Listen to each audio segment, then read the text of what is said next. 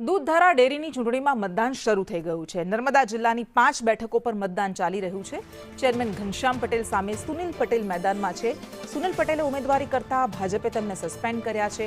બંને ઉમેદવારોએ પોતાની જીતનો દાવો વ્યક્ત કર્યો છે।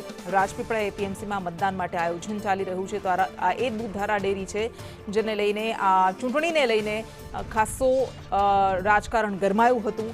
અને જે રીતે આપણે સાંભળ્યું હતું કે સાંસદ મનસુખ વસાવાએ પણ ઘણા બધા આક્ષેપ કર્યા હતા। ગઈકાલે તેમણે એમ પણ કહ્યું હતું કે જેમની પાસે પૈસા હોય છે તે જીતી જાય છે, ડેરીમાં શુદ્ધિકરણની જરૂર છે।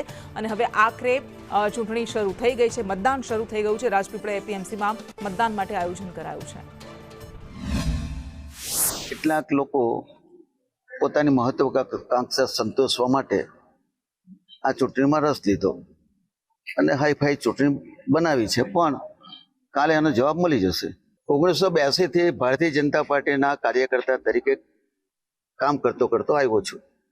એક પણ દિવસ પાર્ટીના આદેશની વિરુદ્ધમાં કોઈ કામ કર્યું નથી અને હજુ પણ પાર્ટી આવનારી ચૂંટણીઓમાં જે આદેશ આપશે તે મારા માટે શિરોમાન્ય હશે।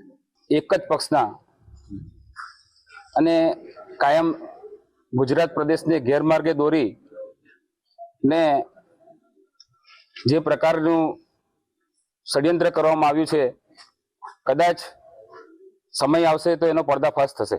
15 ઉમેદવાર હતા, એમાં અમારા એક ઉમેદવાર પ્રકાશભાઈ દેસાઈ બિનહરીફ થયા છે ને અમારા 14 ઉમેદવાર જંગી બહુમતી જીતશે એવો